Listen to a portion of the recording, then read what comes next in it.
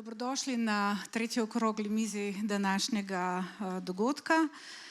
Kot je že povedal predhodnik, bomo danes poslušali zgodbe 5 ustvarjalcev in podjetij, ki so s podporo Ministrstva za kulturo in Centra za kreativnost na prejšnjem razpisu uspeli svoje zamisli spraviti od ideje do prepoznavnih blagovnih znamk.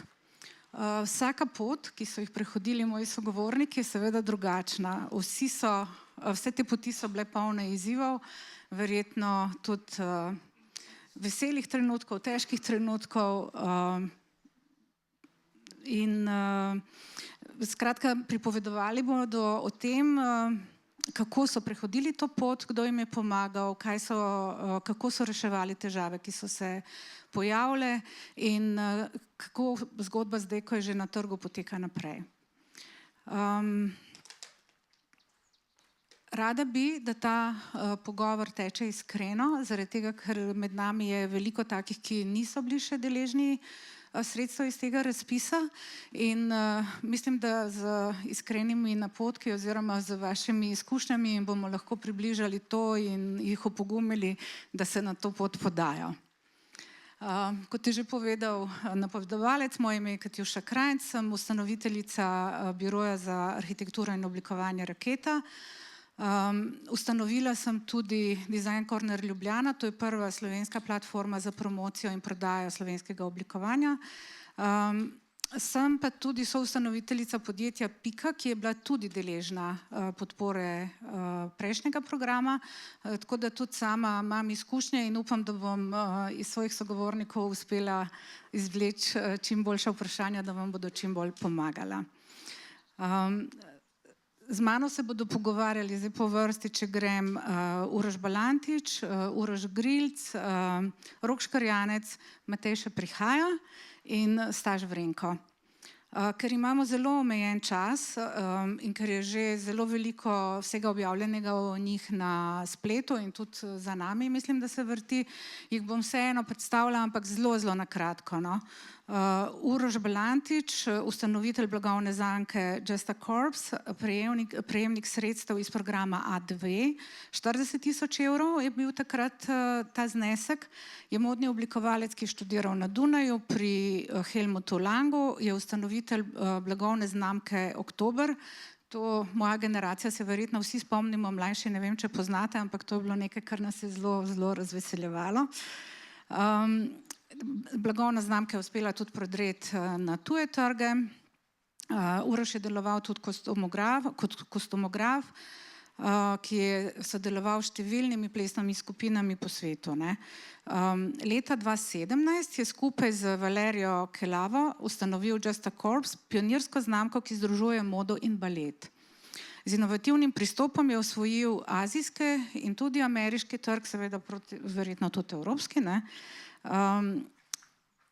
In ta blagovna znamka je postala ena vodilnih na področju baletnih dresov in globalnega trenda balet core. Lepo pozdravljen, Matej Štefanec med nami, no sam, da si prišel, to je pomembno. Zdaj bom nadaljevala s predstavitvijo. Uroš Grilc, Zavod Škratelc, oni so bili prejemniki sredstev iz sklopa A1 15.000 in tudi iz sklopa A2 40.000. Uroš je doktor filozofije in je soustanovitelj in direktor Zavoda Škratelc. Avtor koncepta pravljično-doživljajske transverzale po Sloveniji, ki povezuje družinska doživetja z izvirnimi zgodbami v slikanicah. Zavod razvija inovativne predstavitve kulturne in naravne dediščine ter upravlja Muzej slovenskega jezika in knjige na gradu Štanjel. Ima bogate izkušnje v kulturi, politiki in pripravi kulturnih strategij. Potem Rok Škrjanec iz Blender Grupa, oni so bili prejemniki sredstev iz A3, torej nekdo, ki se je posluževal kreativne industrije, niso sami. Je sicer arhitekt po izobrazbi, direktor Blender Grupa in ustanovitelj blagovne znamke Notus, ki je bila deležna teh sredstev oziroma v procesu ste v bistvu to opolnomočili, ne. Blender Group se sicer ukvarja z razvojem in gradnjo blagovnih znamk. V več kot desetletju delovanja so sodelovanjem s kreativci razvili prepoznavne marketinške prodajne projekte tako doma kot v tujini. Zavzema se za inovativne in trajnostne pristope k razvoju blagovnih znamk. Matej Štefanac je tudi arhitekt po izobrazbi, diplomiral je v Ljubljani na šoli za arhitekturo, med študijem je bil tudi v Milanu na Politehniki, kjer se navdušim nad oblikovanjem predmetov oziroma produktnim oblikovanjem, zato danes deluje kot industrijski oblikovalec, specializiran za svetila in pohištvo. Njegovo delo združuje natančno ročno delo in sodobne tehnologije. Njegove minimalistične oblikovalske rešitve so prepoznane tako doma in v tujini, kjer pogosto predstavlja svoje izdelke. In še na koncu Staš Vrenko iz Hexhausa. Oni so bili prejemniki iz programa A1, torej 15.000 evrov so dobili. Staš je intermedijski umetnik in inženir zvoka in soustanovitelj kolektiva. Zdaj pa to ne vem, je to Hexlag ali je Hexhaus? Okay. Ukvarja se z raziskovanjem zvočnih tehnologij, interaktivnih sistemov in eksperimentalne elektronike. Njegova dela so predstavljena na številnih festivalih in razstavah tako doma in v tujini. Deluje na presečišču umetnosti, znanosti in tehnologije. Zdaj bi pa kar začeli. Kaj ustvarjalne blagovne znamke v Sloveniji resnično potrebujejo? Poleg kreativnosti seveda. Da se iz ideje razvijajo v trajnostno uspešne in mednarodno prepoznavne zgodbe. Bom začela kar z Urošem. Uroš Belantič iz Just a Corpse. Vi ste bili prejemniki sredstev iz A2. Kako se je iz prve ideje razvila znamka, ki danes deluje na mednarodnem trgu? Ja, najprej hvala za lepo predstavitev. Naša zgodba, čeprav se je nekako hitro odvijala, je bilo na poti res veliko izzivov, preobratov, zasukov, presenečenj in valjda tudi razočaranj. In zaradi tega se mi zdi, da je bilo zelo pomembna predzgodba in pa sama priprava in zasnova celega projekta, ker v bistvu to ti potem služi kot neka hrbtenica oziroma kot dati neko samozavest na poti potem, ko se soočaš z vsemi problemi. Jaz bi mogoče zato izpostavil ta začetek, ki pri nas sega v leto 2017. Jaz sem takrat poleg oblikovanja kolekcij za pariško modno blagovno znamko ustvaril kostume za San Francisco balet in tam sem v stiku z vrhunskimi plesalci baletnimi v bistvu prepoznal, da na trgu, da so v glavnem zelo povprečna in generična baletna oblačila in da bi to bila morda lahko neka niša za nekaj bolj sofisticiranega, za nekaj bolj izvirnega in predvsem trajnostnega in kvalitetnega. In pač tako se mi zdi, da neko prepoznavanje niše znotraj tvojega sektorja in tvoje specializacije se mi zdi, da je zelo pomembno za začetno idejo. Prepoznal sem tudi v tem stiku s plesalci neko vzajemno spoštovanje ali pa rečemo fascinacijo nad temi dvemi svetovi, to se pravi baletnim in modnim, iz katerega sem jaz prihajal in se mi je zdelo to kar nek dober nastavek za neko identiteto oziroma blagovno znamko, ki še ni obstajala takrat. Tako da pač ta nek celostni pristop in zelo en premislek globok v tem času, ko v bistvu imaš ta privilegij in čas, da se pripraviš na pol izzive, ki prihajajo, se mi zdi bistven in pa potem seveda neka mednarodna izkušnja, ki sem jo imel, ker potem lahko ovrednotiš svoja znanja in pač neka zrelost potrebuješ, da v bistvu tudi prepoznaš svoje omejitve in si znaš zbrati neko ekipo na začetku, ki ti omogoča potem soočanje z vsemi problemi. Tle bi mogoče izpostavil to, da ta ekipa je zelo pomemben, da se ne obkrožaš z sebi enakimi, ampak da se v bistvu najdeš posameznike, ki so dobri v stvareh, v katerih ti nisi dober, predvsem pa, ki so morda boljši od tebe, da se od njih naučiš in pa, da ti v bistvu skozi dajo neko strast do ustvarjanja. In mogoče sam še to, ta strast se mi zdi tudi ena bistvena stvar, to se pravi, da se lotiš neke stvari, ki ti potem na poti omogoča, da greš korak dlje in da v bistvu na dolgi rok potem si boljši od ostalih. Mene zanima še, kako pri tem prelomnem trenutku, ko se ti je zgodil in potem, ko si se pripravil, kako so ti pomagala oziroma so vam pomagala sredstva Ministrstva za kulturo? Kako odločilna so bila za vas? Ja, pač jaz ne bom zdaj poskušal zmanjševati pomembnosti, ampak v bistvu je bilo to samo neka češnja na torti, zaradi tega, ker sem naredil oziroma smo vsi partnerji naredili velik zagonski vložek v projektu, se pravi, mi smo že sami razvili vse prototipe, blagovno znamko, spletno stran, že smo v bistvu vstopili na trg in začeli dobivati odzive do trga, tako da je bil zelo pomemben, da ta sredstva, ki smo jih prejeli od SZK, da smo usmerili v neko zelo pomembno za nas v tistem trenutku stvar in to je bil v bistvu raziskava azijskih trgov, tako da smo šli na pot na Japonsko, Južno Korejo in Kitajsko, kjer smo lahko uživo ocenili neko atmosfero in prepoznali mogoče neke impulze, ki so bili pomembni za kasneje. Hvala. Uroš Grilc, kako je vam razpis pomagal pri razvoju inovativnih produktov v kreativnem turizmu? Zato, ker to je bil en projekt, ki je posegal ven iz teh običajnih, ko so pokrivali večina projektov, je bilo pokritih za produktno oblikovanje ali podobno.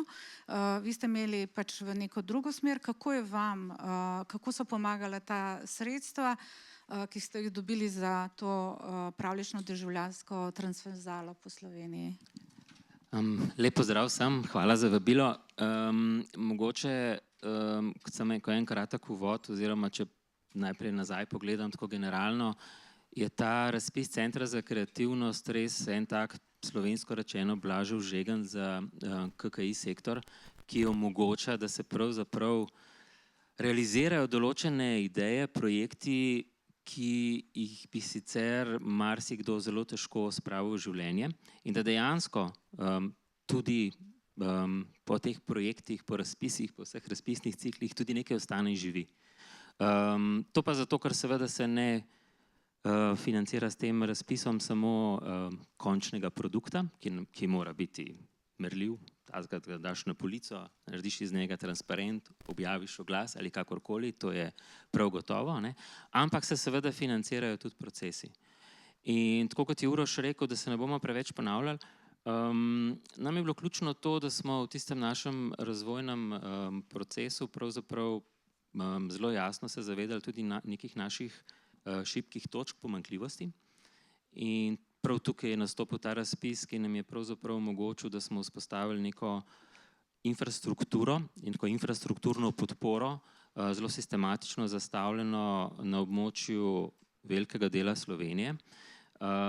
Namreč mi z našo pravljično državljansko transverzalo po Sloveniji pokrivamo zdaj 12 lokacij, do konca leta 14 lokacij in se soočamo na koncu z nekimi zelo praktičnimi, verjetno za marsikoga tudi banalnimi težavami, ampak to so take težave, ki na koncu ne omogočajo, da se nekega produkta, da nek produkt lahko tržimo, da ga lahko prodajamo, ker če nimaš nekih vstopnih točk ali nekoga, ki ti bi tam prodajal, potem seveda si v slepi ulici, pa imaš lahko še tako dober produkt. No in tukaj smo seveda s tem produktom vzpostavili na nek način tako na ravni kadrovskih virov, neko podporo in tudi z vidika inovativnega oblikovanja vzpostavili takšne intervencije, da so nastale neke pop-up vstopne točke v tistih krajih, kjer sicer turizma pravzaprav ni bilo. In to nam je pravzaprav postavilo temelj za naprej. In pravzaprav je to ključni element pri tem razpisu, ne? To, kar na nek način polagam tudi prijaviteljem, ne? Da je ta razpis malce drugačen od vseh ostalih razpisov, ki jih poznate, potem, da povsod je treba povedati, kako imaš dober projekt, kako vse obvladaš, kako veš, kako bo to 100% delovalo. Tukaj je pa malce drugače. Ključen del razpisa je, da poveš, kje nisi dober, kje se želiš izboljšati in da veš, kako in kaj boš to storil, ne? In zato je ta mentorski sistem pravzaprav zelo dobrodošel in mi smo tukaj se pravzaprav lahko kadrovsko ukrepili v tistem smislu, ki nam je takrat res bil zelo potreben, skratka na ravni marketinga, trženja in vzpostavitve te osnovne infrastrukture, ki je pa dovolj fleksibilna, da lahko še danes deluje, ne? Katera je ključna lekcija, recimo, ki ste jo doživeli v samem procesu, ko ste pripravljali ta projekt? Težko bi se odločil za ključno lekcijo, ampak tukaj ste pravzaprav vsi, ki se ukvarjate s poljem kreativnih industrij, nenehno soočeni z široko paleto znanj, spretnosti, različnih področji, vedno novih izzivov, ki na nek način morate biti sposobni odgovarjati. Smo vendarle na trgu, pretežno na trgu, a ne? In to je pravzaprav, ta trg zahteva stalen odziv, zahteva, da si pravzaprav fleksibilen, da prepoznavaš izzive, da prepoznavaš točno to, no? Kje je nek manko, kje je tvoja niša, a ne? In da znaš na to tudi odgovarjati z nekimi sodobnimi prijemi, kar pomeni, da je pravzaprav največji izziv vedno dobiti res najboljše sodelavce za zelo različna področja. Tako da v naši ekipi smo zelo, zelo različni ljudje, od arheologov, kulturologov, oblikovalcev do projektno angažiranih promotorjev, pa seveda animatorjev, pa tudi pač ljudi, ki obvladajo sodobne tehnologije in tako naprej. Tako da izzivi so pravzaprav povezati to v eno enovito zgodbo. Hvala. Rok Škrjanec iz Blender Grupa. Vi ste dobili sredstva iz A3 programa, to pomeni, da ste morali angažirati kreativce. In me zanima v bistvu, kako je potekalo sodelovanje z oblikovalci in kako je uporaba metode design thinkinga vplivalo na vašo blagovno znamko, ki ste jo osnovali skupaj s temi kreativci. Dobar dan vsem skupaj, hvala za besedo. Ja, jaz od svojih predhodnikov mogoče izhajam čisto nekega drugega sektorja. Tudi če rečem dve besedi v samem podjetju, mi smo dejansko v osnovi distribucijsko podjetje, se pravi smo nek umestni člen med proizvajalcem pa končnim kupcem. V osnovi je vedno pri nas žarela neka želja, da bi imeli nek svoj produkt, nek svoj dostop do trga, ga razvijati. In je bil dejansko, bi mogel povedati še to, no, da prvega razpisa nismo dobili, ne, ker smo se ta prvič prijavili. Nam je dal pa to nekaj zelo velik, da smo najdli v bistvu Studio Kruh, s katerim še danes sodelujemo. Smo v tistem fazi, kljub temu, da smo bili, bom rekel, veseli razočaranec, nadaljevali z procesom razvijanja projekta dela. Nekako je v tem obdobju čas zelo hitro tekel, pojavil se je nov razpis, no, in produkt je še zmeraj živ, sodelovanje je živo. Kar sem hotel reči, kaj nam je sam razpis omogočil. Omogočil nam je, bom rekel, neko svobodo pa varnost, se pravi, da smo v bistvu lahko mi se osredotočali na del, ki ga znamo, se pravi, bom rekel, nek tržni finančni del, zraven smo imeli pa Studio Kruh, ki so bili, oziroma fantje zelo kreativni, nam pomagali raziskovati trg, se pravi, direkt do končnega uporabnika s proizvajalcem. Nenehno smo testirali koncepte, jih spreminjali večkrat vmes. Se pravi, produkte, ki jih vidite, so doživeli že ene tretjo iteracijo vmes. Ni nas strah, no, menjati stvari. Živimo pa po principu, no, zaradi tega, ker smo sami majhni, ne big it small, ampak fast it slow, tako da. Zanima me v bistvu, kako so sredstva, ki ste jih dobili od Ministrstva za kulturo, v bistvu omogočilo to, da ste ohranili nadaljne sodelovanje. A je ta izkušnja bila toliko dobra in je v bistvu ta podpora omogočala to, da ste se v bistvu odločili za kreativce sploh in kako je šlo naprej? Eno z enim, ne. Se pravi, mi smo v osnovi iskali nekoga, ki bi nam pomagal razvijati projekt. Ta razpis je pa dejansko to omogočil. Se pravi, dejansko smo imeli neka sredstva, katere smo lahko namenili se pravi neki skupini kreativnih ljudi, da so nam pomagali bolje razumeti trg, vpliv samega dizajna, prisotnosti na končnega uporabnika, na prodajo, na vse skupaj. Se pravi, mi smo v bistvu tržno usmerjeno podjetje, ne? In seveda pač nismo se pa želeli ustaviti samo pri razpisu in zato tudi nadaljujemo zgodbo naprej, no. Hvala. Staš, vi ste bili deležni sredstev iz programa A1. Kako se je v vašem primeru pokazala kombinacija finančne podpore in izobraževanja, mentorstva in vsega, kar je na eni strani nudilo Ministrstvo za kulturo in na drugi strani Center za kreativnost? Čistko, zdaj, kam o dvojini govoril, to nisem sam jaz, ampak je še Anže Sekelj zraven, tudi v bistvu intermedijski umetnik, da ne kdo misli, da se kaj naslavljam ali tako. V glavnem, mi dva sva začela sodelovati čist prek enega umetniškega projekta, kjer sva v bistvu pogruntala, da imava nekako različne sete znanj, ki pa se ful lepo komplementirajo, če bi pač se lotila nekaj razvijati. In sva v bistvu razvijala, pride pa do neke točke, seveda, ki je v bistvu treba stvar malo bolj profesionalizirati, preiti iz v bistvu nekega tega hobi formata v malo bolj redno dobivanje, premišljevanje, taktiziranje. Tako da v tem smislu, recimo, ta mentorski program je bil super za narediti prav te preskoke oziroma da kupi čas, ki je zahtevan recimo za vzpostavitev, ne vem, od spletne trgovine do v bistvu preoblikovanja manualov. V bistvu so pa takrat prijavila primarno razvoj enega novega inštrumenta, kar je tudi v bistvu spet ena taka stvar, ki se razvija od 6 mesecev dalje, odvisno, koliko kompleksen je inštrument. Tako da ja, no, nekako takrat sva se sicer prijavila pod društvom Ljudmila in se mi zdi, no, da je kar direktna linija do tega, da smo v bistvu, ko smo CZK končali, tudi svoj zavod odprla, no, ker smo videli, da pač se da in da, mislim, tudi dal nama je nek zagon, no, konc koncev. Super, kaj ste ugotovila? Bom jaz zdaj tudi v dvojini, da ne bo kdo prikrajšan. Katere podjetniške kompetence so se izkazale kot nujne, če ste želela preživeti na trgu? In ali ste jih pridobila s podporo mentorstva? Torej zdaj za mentorski program ali... Ja.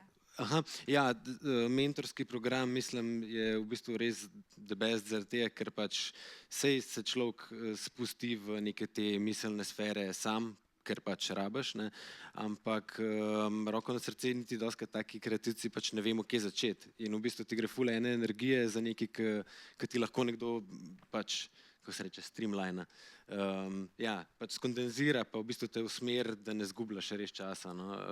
Tudi včasih se nam zdijo ene stvari, recimo karakteristike produkta super pomembne, ampak pa so, ne, samo ne za vsak kontekst, ne. Tako da recimo neke take stvari, čist, da si malo predstavljaš tudi neke druge poglede, recimo, na to, kar počneš pravzaprav in kakšne so še neke druge vrednosti, no. Ja, hvala. Matej, kako so tebi sredstva Ministrstva za kulturo, ki si jih prejel, in akcije, ki jih izvaja CZK, torej spet isto vprašanje, kakor je bilo za Staša, ampak na drugem nivoju, ker me pa zanima v bistvu, kako je tebi v fazi razvoja in lansiranja produkta, kako ti je to pomagalo? V bistvu ja, jaz sem izdeloval prototip te luči, no, in večino pač je tu nekako najbolj te finance so najbolj pomagale pač pri izdelavi fizičnega prototipa, potem vse, kar zraven pride pri izdelavi prototipov, pač nekih procesov, naročanja, pač vzorcev itd. Tega je v bistvu kar veliko na koncu in je mogoče, pač ta del je nekako dosti finančno olajšalo. Mislim, da si, pač, če se nekako tako lotiš, ko jaz to sam, več ali manj, da večino časa pol vlagaš v sam razvoj, pa v razmišljanje, pa pač koncipiranje izdelka, pa razmišljanje o tem, komu boš prodajal, pa kam boš prodajal, pa kako boš izdeloval. In da mogoče pa tudi veliko, poleg tega časa, ki ga veliko vložiš, tudi nekaj svojega denarja in se mi zdi, da pač je ful koristno, če ti nekdo pri tem fizičnem prototipu pač pomaga. No. Ampak na koncu si se vseeno odločil, da to luč oziroma patent za to luč prodaš slovenskemu proizvajalcu. In me zanima, kaj ta odločitev oziroma kaj to pove o slovenskih ustvarjalcih, ki se na enak način kot ti lotevajo stvari, ki v bistvu so zelo kreativni, tehnično usposobljeni, vse, ampak mogoče ne samo tebi, ampak po mojem veliko tudi drugim ustvarjalcem manjka ta podjetniški. Jaz mislim, da ni samo znanje, ampak tudi ta duh, ne? Zato ker jaz mislim, da se mi zelo, zelo razlikujemo že v bistvu v dojemanju vsega, ne? In me zanima, kako je to pri tebi potekalo in zakaj.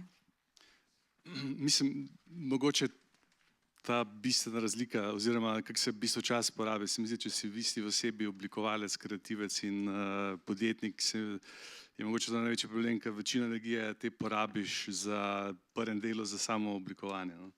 In pol, ko priješ v točko, ko bi v bistvu začenjaš podjetje, ti mogoče malo zmanjka za druge stvari, ki bi mogel investirati. No.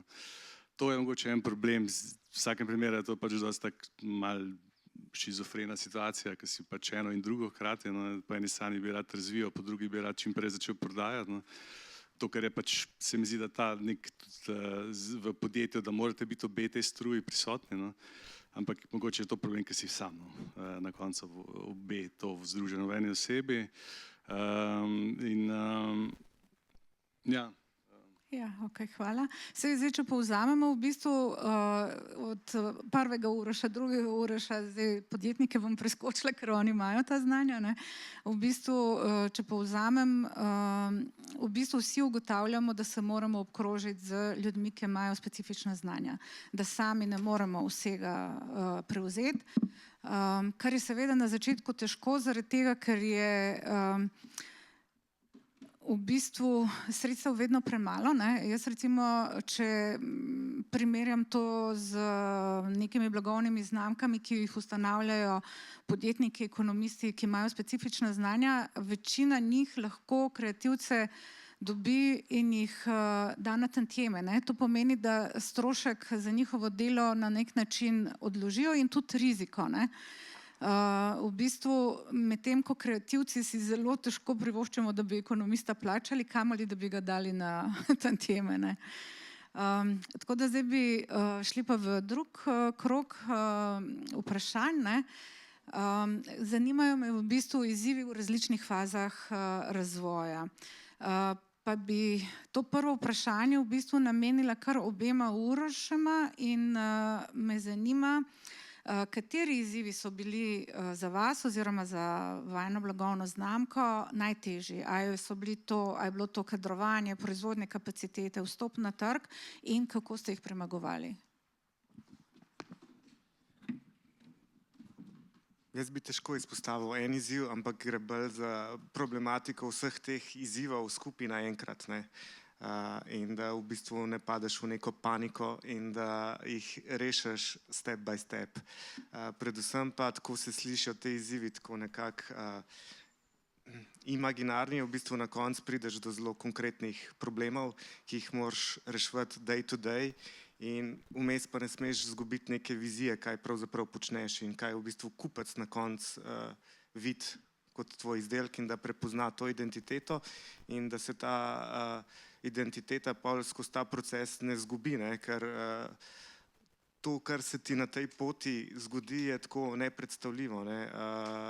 Sploh rečemo za nas, ki smo prisotni na nekem globalnem trgu in se moraš potem soočati tudi z nekimi takimi čist geopolitičnimi situacijami, z kulturnimi razlikami, tako da v bistvu moraš v bistvu nabildati neko svojo stamino, da si se zjutraj, ko se zbudiš, da bo toliko in toliko problemov spet, ki jih boš mogel rešiti. To se mi zdi ključno. Ja, hvala.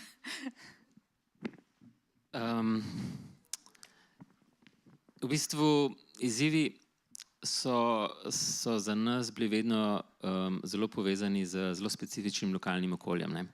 In čeprav je Slovenija zelo majhna, vsakeč, ko prideš v drug kraj, so problemi malo drugačni, pa glih toliko drugačni, da se moraš prilagoditi in ne, na novo na nek način stvari izumljati. Zdaj, naš koncept družinskega turizma je pravzaprav plod sanj mene in soproge Nine, ki so ustanovila ta zavod in na nek način sva celo življenje zavezana kulturi, posredovanju kulture, večanju dostopnosti kulture, še posebej pa knjigi. In na nek način sva sanjala, kako lahko okrepimo neko dolgoživost knjige. Pri nas imamo namreč seveda ogromno knjižne produkcije, zelo dobre knjižne produkcije, knjige pa seveda zelo hitro izginejo z knjižnih polic, ostanejo v knjižnicah kar dobro prisotne in tako naprej. In nama se je zdela to zelo, zelo velika škoda, ker je pravzaprav ogromno ene kreative vloženo v to, da knjiga nastane. In prišla sva po nekih, bom rekel, osebnih izkušnjah na idejo pravlično-doživljajske transverzale ali širjenja bralne kulture v naravi, kjer seveda obstaja knjiga, kjer seveda to knjigo potem lahko zgodbo doživiš na neki lokaciji, kjer je tudi zgodba že povezana z nekimi realnimi elementi in tako naprej, zavita s pravlično dramaturgijo. Da pa na koncu to pravzaprav je produkt družinskega turizma, se pravi nek konkreten produkt v tem segmentu, ki mu zdaj nekako rečemo kreativni turizem, nek turizem z visoko dodano vrednostjo, z neko inovativno prezentacijo naravne in kulturne dediščine, je seveda potrebna ustrezna infrastruktura. In recimo tak izziv, moramo biti zelo praktični, tudi tukaj, vsi imate pa seveda svoje področje, je pač denimo bil v tem, da v Sloveniji tudi nekateri veliki kraji pravzaprav nimajo TIC-ev, ali pa če že imajo TIC-e, ti ne delujejo čez vikend. Zdaj, kdaj se odvija družinski turizem čez vikende, pa počitnice, pa praznike, takrat TIC-i ne delujejo. In ali pa delujejo samo dopoldne, do 12 recimo, ali kaj podobnega. In to so tudi kraji, kot je recimo, ne vem, že Vrhnika v nedeljo ne dela TIC, v Krškem sploh nimajo TIC-e, recimo, pa je mestna občina, recimo, tako. Tako da smo morali vzpostaviti neke alternativne vstopne točke, v glavnem preko gostincev, jih usposobiti, jih animirati. In tukaj smo potrebovali, tako bom rekel, ustrezne kadrovske prijeme, animacijske, ker turizem je konec koncev nekaj, kar je treba delati z nasmehom, pa ne z veliko naglico, kar se v kavarnah in v barih dogaja pravzaprav non-stop. In seveda z neko zelo učinkovito oblikovalsko rešitvijo tudi doseči nek fokus. Kako pravzaprav vstopiti v ta pravlični svet, v nekem zelo nepravličnem svetu enega lokalnega bara. Skratka, veliko kreativnosti, da ste se dosegli. Hvala. Vprašanje za Mateja in za Roka.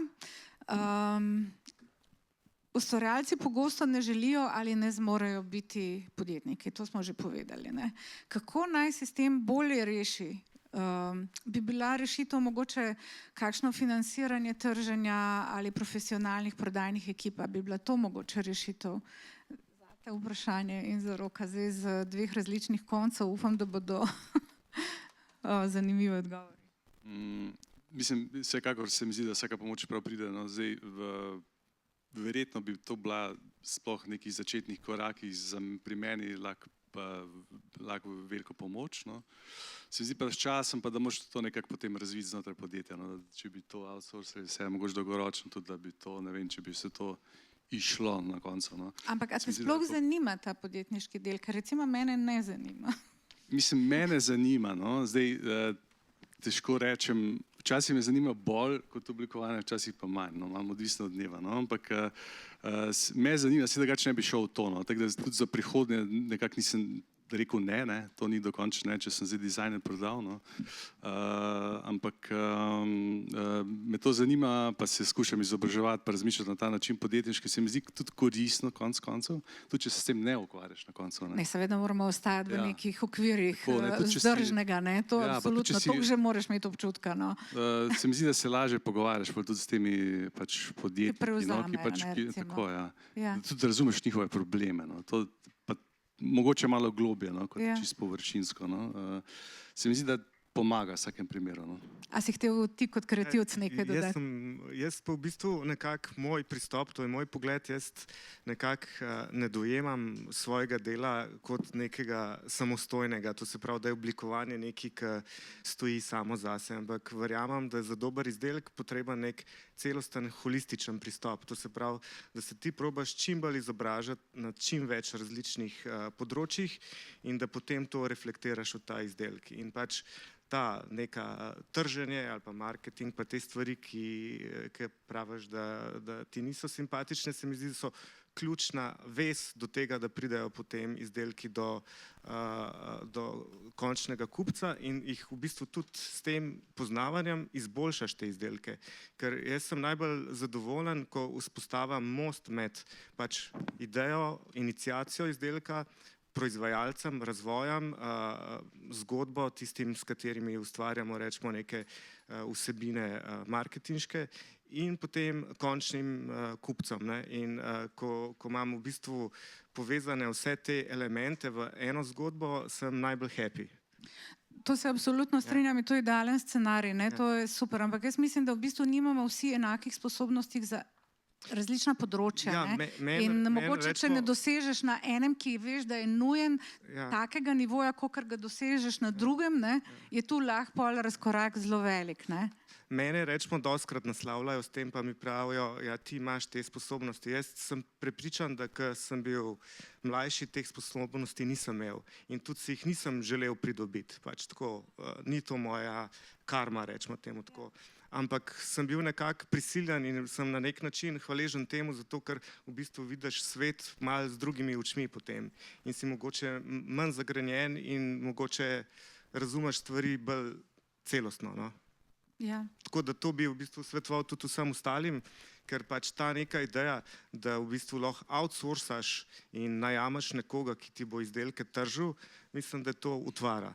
Zato, ker Ne mislim, da bi outsourcing, meni se zdi v bistvu, da bi bilo zelo fajn, da je to del ekipe, ki v bistvu res diha s tabo, ne? Da razume vsak tvoj korak in da ti s tem, ko se izobražuješ, hkrati z njim, on ima seveda določene znanja, ki jih ti prevzemaš, pol pripelje do tega, da diha to podjetje ali pa blagovna znamka enako. Ne? no, to je pa seveda pomemben, ker pač ti ne moreš vsega vedeti in pač, da se obkrožiš z ljudmi, ki bojo tebe razumeli, ampak je zelo pomemben, da jih znaš ti zmotivirati in inspirirati, ker če želiš, da bo nekdo prodajal tvoje izdelke, mora biti on morda še bolj strasten pri tem, kot si ti. Ne? Mogoče tudi lažje, ker to jaz mislim, da je Sigurno. približno tako, kot svoje otroke hvali. Sigurno. Zelo težko, ne? Mislim, Sigurno. lažje je kaj drugega, ne? Ja. Svoje produkte tako doživljamo. Ne? Rok, zdaj smo te prekinili, pa prosim vseeno, če odgovoriš. Ni problema, jaz bi sam to dodal. Jaz mislim, da je super je to, da če bi bile obstajale možnosti, se pravi, da se vsi še bolj izobrazimo na tem področju, se pravi podjetništva, se pravi, da bi izpostavili neki ali dogodki, razpisi ali pa kakorkoli. Dejstvo pa je, no, da če gledam jaz na našo pot, je največji dejavnik povezovanje, no, pa mreženje, se pravi, in da si delimo v bistvu to znanje med sabo, raznolikost ekipe, kot ste vi rekel, sigurno pripomore. Pa še ena stvar je, no, čeprav je boleča, ponovadi finančno, ne se ustrašiti neuspehov. Se pravi, če se v nekaj spustimo, pa da nam ne uspe, je bistvena ta vztrajnost, no, tudi v bistvu na kreativnem delu. Jaz, če se obrnem mogoče na to našo slovensko lokalno okolje, ker smo mi v bistvu to podjetje ustanovili, je bilo ogromno ljudi, ki je rekli, da nam bo pomagala. Ne? No, na koncu smo bili sami, pa smo ta vztrajnost. In isto velja, se mi zdi, za ta podjetniški del, ne? Treba je pač v njega zagrist, ker ni toliko strašen, kot se na prvo žogo zdi, ker vsi hodimo v trgovino, vsi zapravljamo, vsi moramo svoje mesečne finance pogledati. To gre pa tudi nekako s tem delom. Ja. Zanima me tudi, kako sodelovanje s kreativci povečuje vrednost vaših izdelkov in v bistvu, a se vam zdi pomembno, da imate konstantno iste ljudi v tem kreativnem delu, ali se vam zdi, da je recimo potrebna kdaj menjava, ali se vam zdi, da je to zaželeno ali ne? To je zelo dobro vprašanje dejansko. spet bi rekel, da bi šel en korak nazaj. Bistveno je v bistvu dobro medsebojno sodelovanje, razumevanje v bistvu potreb in, bom rekel, naročnika, in da tudi v bistvu sam kreativec, oziroma da tudi naročnik razume v bistvu, v katero smer kreativec želi peljati nek koncept razvoj blagovne znamke ali pa, bom rekel, širše. Na dolgi rok bi rekel, da je fajn, da je ekipa enaka, homogena, ampak da se vedno pa dodaja neke nove elemente. To daje neko svežino. No? Hvala. Kaj pa je tisto, kar lahko poveča na obeh straneh in zagotavlja skupno rast? A znaš to definirati? Mislim, bom rekel, Sevanje iz verjetno, ne? podjetniškega dela bi rekel, da je to pač promet, se pravi profit konc leta, se pravi uspešnost pri poslovanju podjetja, to je en segment. Drugo je pa dolgoročna vizija. Saj iskreno noben projekt prva leta ni profitabilen. Moraš imeti neko vizijo, vedeti, da tekom nekega vlaganja bo po letu, dveh, treh šele prišel tisti moment, od katere boš rekel, zdaj pa ta izdelek ali pa ena stvar zaživela. Je pa res, da rabiš imeti pa neko podporo zadaj, zdaj je to ali to finančna, mentorska, kakorkoli, da se to razvija dalje. Bi rekel, da mora biti pa oboje, se pravi, mora biti medsebojni odnos, pa tudi, se pravi, mora biti finančni del, se pravi, da se pokrije in kreativni in investitorski del, sam projekt. v bistvu je pa zdaj zadnje vprašanje iz tega sklopa je pa v bistvu vloga teh pomoči. Torej pomoč, ki ste jo dobili od Ministrstva za kulturo in primerjalno s pomočjo, ki ste jo dobili od Centra za kreativnost, kakšen je dolgoročni učinek? A se vam zdi, da je recimo kaj je več prineslo, a ta finančni del z Ministrstva za kulturo ali ta mentorski del, ki ste ga bili deležni na Centru za kreativnost? Za nas bi skoraj rekel, da finančni del Ministrstva za kulturo, predvsem zato, ker smo ta sredstva namenili praktično v celoti Studiu Kruh, in smo lahko v bistvu s tem razvili celotni projekt izdelkov. In to je bilo to, ki je preveslo. Zapravo, mi smo imeli neka alocirana sredstva, ki smo jih lahko uporabili v bistvu namensko čisto. Ja. Kaj pa ostali? V bistvu isto vprašanje za vse še.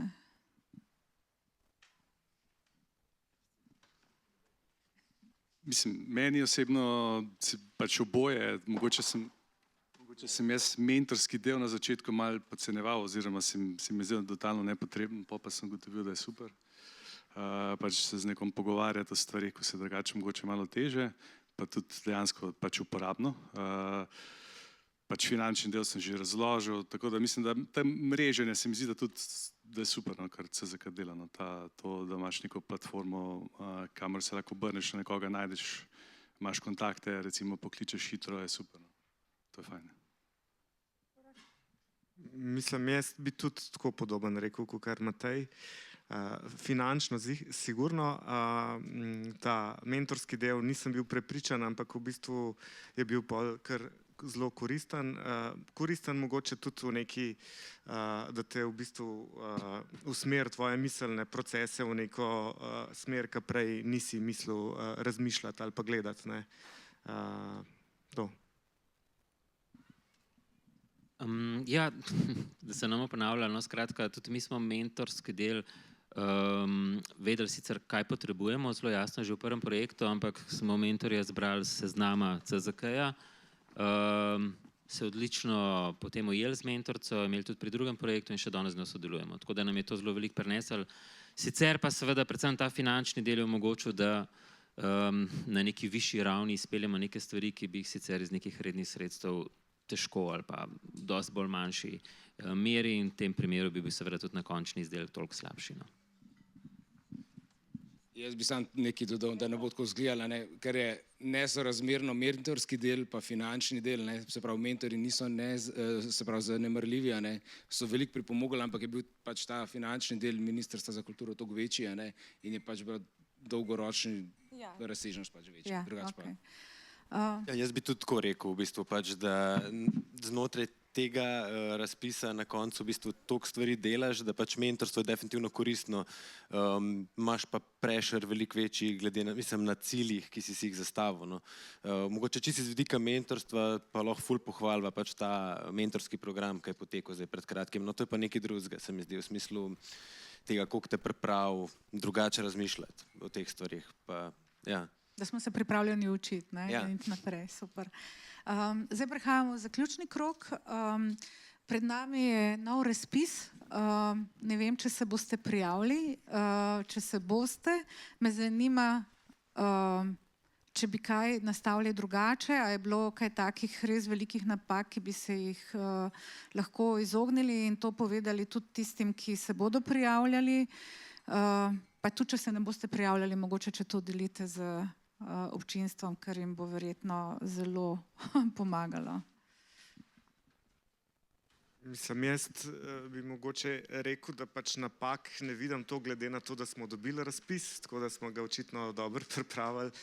Jaz sem takrat tudi sam izpolnil, sem imel neko tako obdobje, ki sem si lahko, čeprav tega nisem nikoli počel, in bi bil mogoče sam nasvet to, da se pač prijavitelji sfokusirajo na točno določene kriterije in točke, ki jih lahko dosegajo. Tako mogoče malo nasvet tudi ministrstvu, ki pripravlja te pogoje. Jaz bi si recimo želel mogoče malo bolj v rezultate usmerjene vrednotenje, ker se mi zdi, da na koncu koncev je zelo pomemben za ta projekt CZK, da ustvarjalnost v našem okolju prenese na nek drug nivo in da ne ostane na nivoju nekega hobi udejstvovanja, oziroma da je se mi zdi, da širša javnost je zelo skeptična do ustvarjalnosti na splošno v tem domačem okolju in se mi zdi, da moramo s tem razpisom dokazati, da so lahko zgodbe širše, da lahko zaposlujejo, da ustvarjajo nova delovna mesta in dodajajo dodano vrednost in seveda, da so razvojno naravnane. In pač tako bi si res želel, da je čim več uspešnih projektov. Jaz sem že prej razpis pohvalil, mislim, da je zelo dober razpis. Nima nekih velikih napak. Treba se je pa zavedati, da je to razpis za profesionalce. Za tiste, ki imate ideje in iščete načine, kako to idejo spraviti v življenje. Ne? Sanjate, ampak sanjate na zelo realnih tleh. Skratka, na koncu mora biti rezultat konkreten, mora imeti podjetniški učinek, ker drugače to ni KKI, drugače je to kaj drugega. Takih drugih razpisov je veliko. In ravno z tega vidika se je treba zavedati, da s tem razpisom tudi ne moreš reševati svojega finančnega statusa ali pa pač nekako tvegati, ampak moraš imeti zelo jasno podlago, zaslombo, kar je sigurno, pa to lahko odkrito povemo iz obeh razpisov, problem, niti ne nujno samo ministrstva, ampak širšega sistema, pač razdeljevanja evropskih sredstev so katastrofalni roki, od zaključka razpisa do oddaje sklepov o izboru in tako naprej, do prvih zahtevkov, do pogodb in tako naprej, tako da ti roki tudi v tem razpisu mislim, da niso realno zastavljeni in tukaj imejte rezervo, preprosto imejte rezervo. Tudi mi smo v drugem razpisu že takoj se odločili, da vzamemo kredit na banki in speljemo projekt, kot smo si ga zamislili, ker če bi se zanašali na roke v razpisni dokumentaciji, bi ne šlo nikakor. Tako da tukaj spet je razpis za profesionalce, morate imeti podlago in zaslombo tudi še kje druge, ne samo računati na ta proračunski denar. To zelo tak prijazen nasvet. Jaz bi to dodal, da pri samem razpisu se skoncentrirate dejansko na tisto idejo, ki jo hočete realizirati, odgovarjate ciljno pa usmerjeno, tako kot za razpis zahteva. Časovni roki so kratki, po eni strani je to dobro, po drugi strani slabo. Zakaj? Jaz mislim, da je včasih to dobro, zato ker nas spodbudi, da kaj tudi hitreje naredimo, pa kaj tudi hitreje zaključimo. Včasih bi pa vsi radi imeli tudi malo daljše časovno obdobje za nekaj za dokončati. jaz bolj mislim, da pač taka so pravila igre, tako se igra. Za vse enako pač. Če bi pa kaj spremenil v prihodnje, bi pa mogoče se bolj osredotočil, še bolj osredotočil na te KKS-je, se pravi na kreativce zraven, pa mogoče ta predmetena sredstva sploh ne bila tako pomembna, ker to lahko zmeraj dodamo v katerikoli drugi fazi. No. Ja, midva sva takrat šla v bistvu prek društva Ljudmila prav zato, ker sva se malo ustrašila vseh teh poročanj, vseh teh, bi rekel, birokratskih zadev, ampak v principu se mi zdi, da je pač sam tudi zaradi teh datumskih zamud, ki jih je Uroš omenil, je po svojem imeti res dober razdelan pač ta delovni plan in viability ideje. No. Se mi zdi, da če imaš to nekako pol speleš, je pa malo lahko natesno. No. Tako. Moj nasvet bi bil v bistvu, da pač se loti to kot pisanje poslovnega načrta. No. To je nekako se mi zdi najbolj logična pot, no. Da, v bistvu, da razmišljaš o vseh stvarih poslovnih naenkrat in jih v bistvu zapišeš po teh točkah in to je to nekako. No. Časovni rok je pa res, mislim, da je malo prekratek. No. Jaz se tokrat mislim, da ne bom prijavljal. No.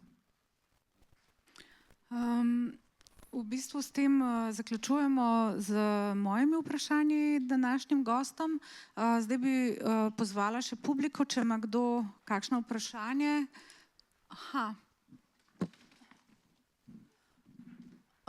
Bo pomoč izobraževanja, mentoriranje pri prijavi in prejemu KKS imela dodatno vrednost glede na časovni vložek. Ampak to je težko za goste, po mojem, da bi odgovorili.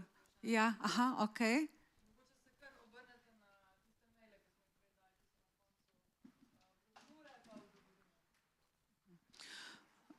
Naslednje vprašanje pa je, ali lahko priporočite, kakšen delež subvencije sredstev vložiti v prodajo, trženje oziroma podporo temu delu in koliko drugim delom razvoja projekta, kadrom in drugo.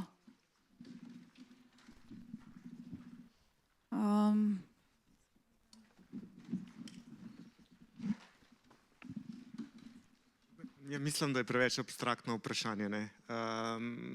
Pač pomembno je, da se sredstev ne razprši in da v bistvu te glavne podstati, da imaš nekako že tako ali tako, jaz govorim zdaj za razpis A2, ne, da so v bistvu vse glavne podstati že nekako zastavljene in lahko potem ta sredstva usmeriš v nekaj zelo konkretnega, kar ti v tistem trenutku je ključno za razvoj. A ima še kdo za dodati kaj? Ne, to je to.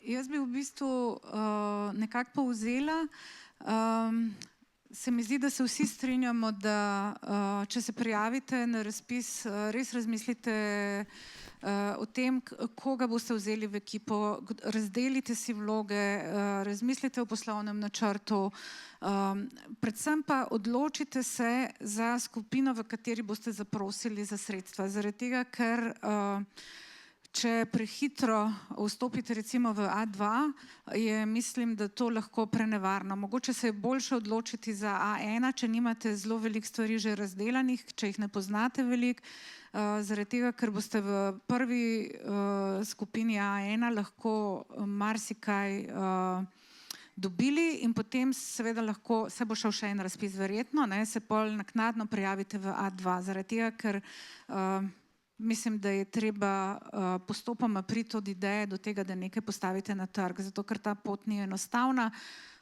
Polje enih stvari, s katerimi se boste srečali prvič in mislim, da je res pomembno, da razmislite kam. Najlepša hvala vsem gostom za sodelovanje. Še eno vprašanje. Čakaj, kje smo zdaj? Tole, kdaj bo možno postaviti vprašanje? Ja. Ja, glede na to, da so ta vprašanja glede razpisa res toliko specifična na posamezen projekt in da ne bomo zdaj preveč dolgi, predlagam, da mogoče najdete Petro, mene ali pa greste tamle do mize, kjer so označena osebna svetovanja, pa se posvetimo vsakmu glede na projekt, na naravo vašega podjetja, oblike, pa bomo tam odgovorili na vprašanja glede razpisa. Ja. Najlepša hvala še enkrat vsem sodelujočim in seveda publiki. Uspešno vsem na razpisu.